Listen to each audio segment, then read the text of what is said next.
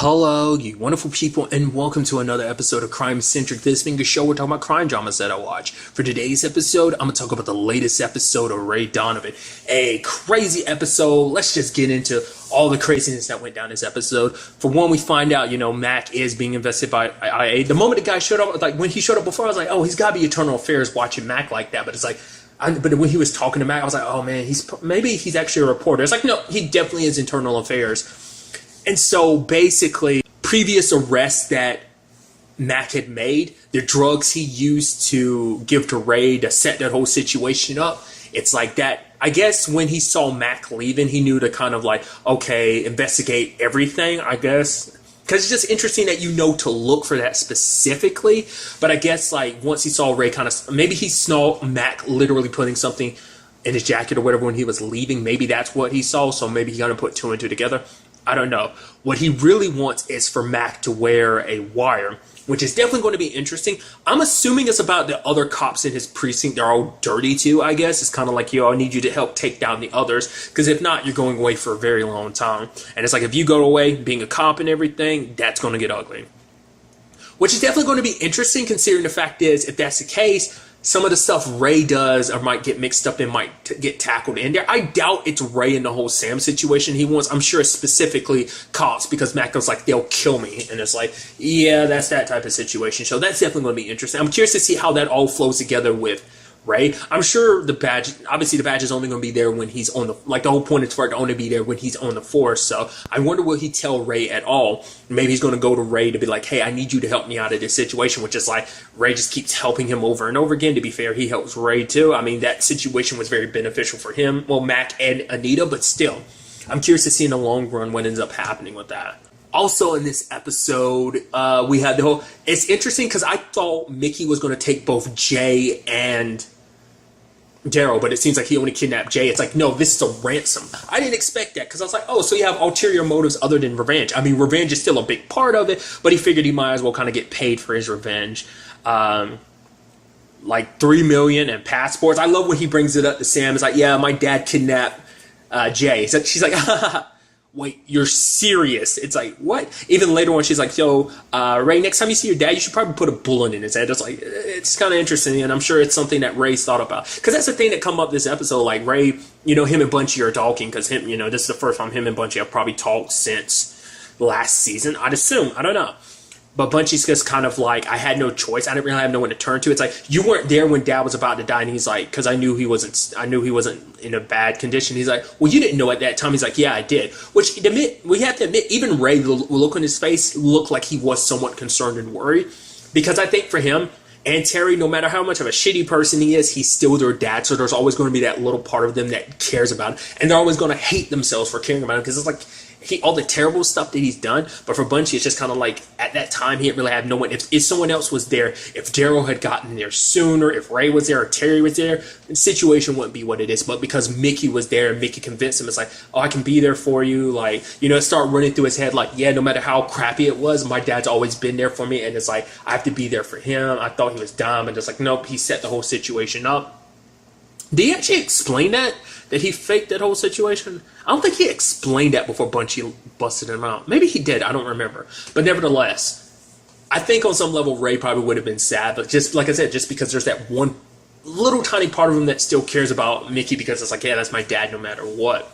But for him, it's like, you take this money, Bunchy, you're going to be on my shit list like him. Just because it's like, I'm giving you an out right now. Even Teresa, I talked to her. She hasn't even called the cops yet. You have a way out of this. Yeah, you'll still go to jail for helping Mick out, but it's a lot less time than this, because this situation, if you run with Mick, you're going to be running for the rest of your life. And if they catch you, you're going to go away for a long time, is what that whole situation's implying. But Bunchy took the money anyway. He's like, all right, I need Jay back alive. And he's like, Dad's not going to kill Jay. And Mickey, and then Ray's like, really? And even Bunchy had to go like, all right, I'll get back to you soon. Because even like, yeah.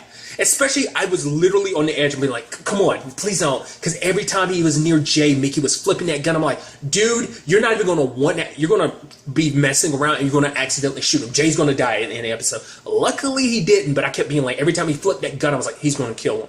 He's going to kill him by accident, and the gun's going to go off, and he's going to like, well, shit, I thought that's what it was going to be. And it's like, well, damn it, this ruins the whole deal to a certain extent. But luckily, Bunchy got in there in time. It's like, I thought you said you weren't going to kill him. Like, to the point, Jay literally was so scared he pissed himself because he was like, oh, yeah, like, you know, be a sheep and bah for me. And it's like, oh, because for Mickey, what's pissing him off, it's like, not only did you turn my son against me to betray me, the fact of the matter is you killed a guy in the movie who looked just like me. Oh, you didn't think I knew about that? I was there. I saw it. You must have had a big laugh about that, even going as far as saying like you bastardized my movie and stuff like that.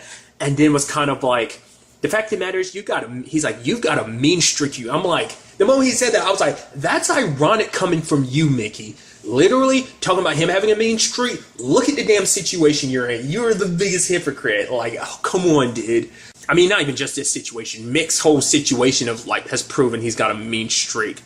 But once again, it's like this is the most recent and perfect example of just him holding a vendetta against people. So there's that. Back, and I love her being like, did you shit yourself? And Jay's like, no, I might have peed on myself, but I did not shit on myself. I guess like some tough card in him was like, I might have peed on myself, but I didn't shit on myself. Don't you dare start trying to like, I am no punk. I think he's trying so hard to be hard. It's like, dude, it's a scary situation, but I guess for him, he didn't want to make it seem like he was a punk or anything, which is kind of like, yeah.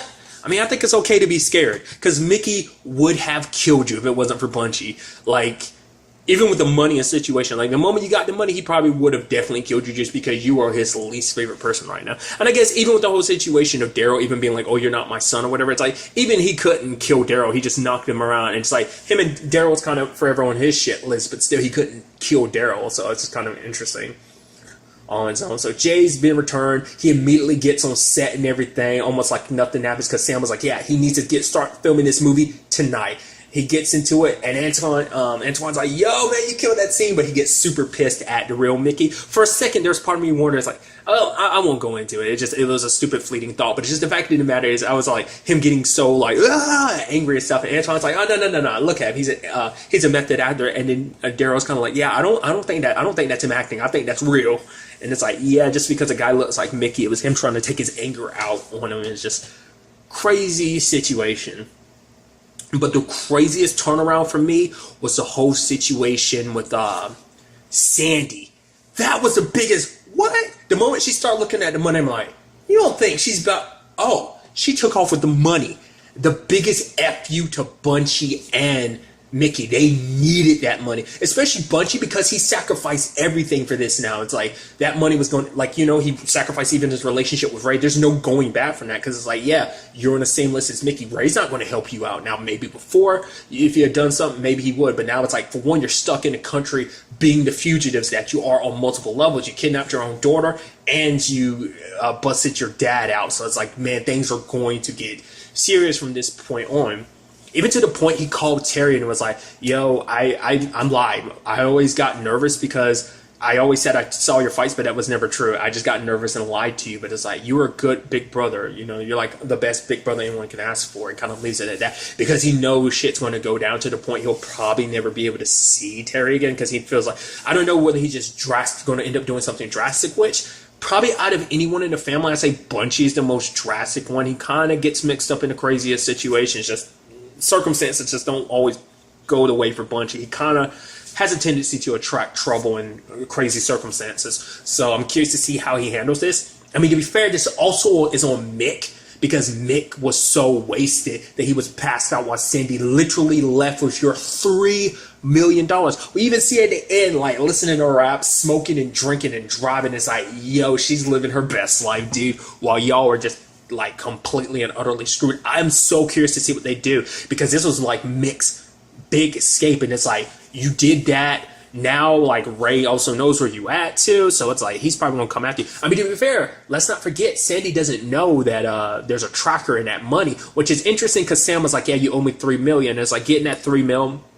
I think Ray was gonna well, I don't know. He was tracking the money, so I think eventually he was going to track it back down anyway, but I think he was going to wait. I guess he was going to see what the whole Bunchy and Mickey situation was. Maybe he was hoping, I don't know what Ray was really planning on hoping. Like, at any point in time, he could have gotten the money, but I mean, he knows exactly where they are because he, like, you know what Jay said, and plus Lena confirmed, like, they're at Sandy's place, and he knows exactly who that is and everything. So it's kind of like, I don't know what Ray's initial plan was tracking the money. So now that Sandy has it, that's definitely going to be interesting. I'm sure Ray's going to track down, like, probably find out. He's like, oh, I'm going to get that money back. Since you're not using it, I'm going to get it back for Sam. And, you know, so we'll see what happens in the long run, especially for Ray and Mickey. Like I said, this was kind of his big gambit, and it's kind of like, oh, he thought he won and everything.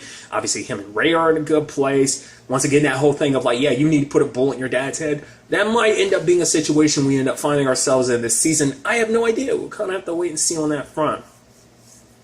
Also, there's the whole Smitty situation. He owes somebody some money. Bridget's out there, you know, her internship. That conversation with Anita was crazy because she so casually dropped her two previous boyfriend situation. It's just kind of like, oh yeah, my first boyfriend, you know, got killed in a drive-by. My second one ended up being my teacher. I'm like, man, especially that first one is like, man, you dropped that so casually. But I guess it's kind of like, yeah, because they're both kind of messed up situations that you're kind of like, you kind of have to, like, you know, take it with stride and just kind of like, I don't know, handle it the way you do. Then there's the whole like Smitty and Ray sit down. He's like, all right, I'll give you the $80 million. Then you got to move out of the neighborhood, get a better job. He's like, no, it's not going to work like that. He's like, I don't want your money. I'm going to take care of it myself. I just need Bridget to live with you because the fact of the matter is it's just not safe being with me. And it's like, oh, that's sweet. Like, you're trying to put Bridget's safety above even your own. It's like you have an out for this situation, but you don't want to do that. And I think for him, I even love him being like, you know, I was a screw up before I got sick. Like, for him, he didn't care because that was the thing. That's even something like he had talked about before with Bridget. He was like, you gave me a reason to live. Like, I never had one before. That's why he went crazy, giving away drugs for free, not, you know, charging people even though he owes people money. And it's just kind of like he was so not in the right state of mind at the time. But now it's kind of like, oh, crap, I'm going to live and everything. Oh, what do? You know, and he's happy with Bridget. He has everything he wants, and he's alive, he's healthy, and he's got Bridget. And it's like he doesn't want to lose that and screw that all up because of the past actions he made led him to this situation. And then Ray's like, all right, come on, go over to the dude, pull out the wooden bat at the trunk. He's like, no, Ray, don't do that. He's like, come on. And it's like, oh, can we talk about this first? Go in there, and it's like, yo, who are you? I'm family. That's all you need to know. Who's this guy, Smitty? You know, I didn't think you had any family. He's my father-in-law. The moment he's in that, Ray's like, shut up. I'm like, yo, that's so dope. And the guy starts like, oh, you messed up busting in my place. Ray takes the down. It's like, yo, you messed up not knowing who you're dealing with. It's like, plus Ray's back, good shape, and ready to kick some ass. It's like, yo. And I love that one dude's on the ground. He's about to get up, and Smitty like stomps him down. Then Ray comes over, and they're both stomping him. It's like, oh, man, this is almost like some father-son stuff, which is kind of interesting because it's like you never did this stuff with Connor, but you're doing it with your son-in-law, so that's kind of interesting. I even love Smitty, like the little silence on the drive back, and he's like, so why wood? He's like, what? It's like, why use a wood bat? Aluminum could go a little further. And then Ray makes reference to like, oh yeah, like a baseball game or something where it's like that dude used a wooden bat. So I'm like, oh, I guess that's why you use wood. You know, it never crossed my mind, like, why don't you use a different bat? Why a wood bat? It seemed like a wood bat could break under the circumstances, but I guess like, I mean, that's the same bat he's had the entire series, isn't it? I love that. Like, why do you put that in the trunk? Why not in the backseat? Well, I guess like the way he constantly uses it, it's like, yeah, I'd rather have blood in the trunk rather than in the backseat. Maybe that's it. I don't know. Maybe there's actual laws where it's kind of like you can't carry that in the front. Or I don't know. Maybe it is. I don't know. But I was like, that. There's the bonding moment right there, and even being like, okay, because I think another reason why Ray did this too is because it's like, is that what Bridget wants when Smitty said like, oh, the Libby, and he's like, because Ray doesn't want to jeopardize his relationship with Bridget by doing something like that because he already knows their relationship's a little weird. So, but like I say, I do like the fact is that Smitty and him got better because of this situation. I'm interested to see where that relationship goes. That's going to definitely be interesting. And it's like, if anything, if you ever get my daughter mixed up in something like this again, I'll break your arms. And it's like, yo, this is so cool. It's so interesting. Welcome to the family, son. Essentially, I like that. It's almost like, Ray being kind of like the mobster that he is. It's kind of like, welcome to the family, son. And just like, I don't know, I just like that a lot. And then another thing that went down this episode was the whole Terry thing. Like him getting back in the ring, going up against the dude, was it Polish Tony? Like, Terry got messed up in that fight. I was like, oh, is Terry about to lose this? Or like, maybe for him, it's like I mean, obviously it's the thrill of the fight, but I was like, even losing, maybe he'd get happy about it. It's like, nah, he came back in stride and took the dude down, and all the celebration kind of made him feel good. I think, you know, for him, he felt all washed up and everything, like he had no purpose, had no more real fight. I was like, oh, I'm running a gym and stuff like that, but that's all I'll be. You know, I'm known, it's kind of like a washed up fighter, but for him to, you know, he hearing the crowd cheer and everything, is like, yeah. So I'm interested to see what that storyline ends up going in that regard.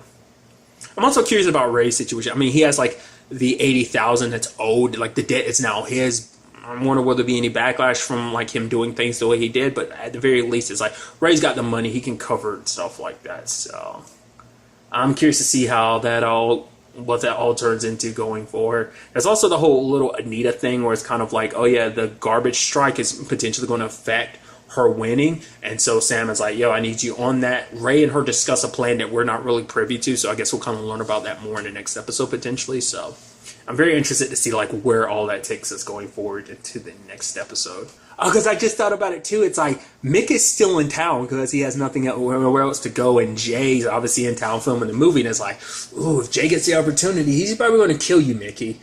Might go after Bunchy too, even though that's not necessarily Bunchy's fault. But like I said, I'm so interested to see where all that's going to take us in the next episode. But really, that's all I wanted to talk about. Until the next time we meet, be happy, be safe, live life to the fullest, and enjoy it. Good day and goodbye.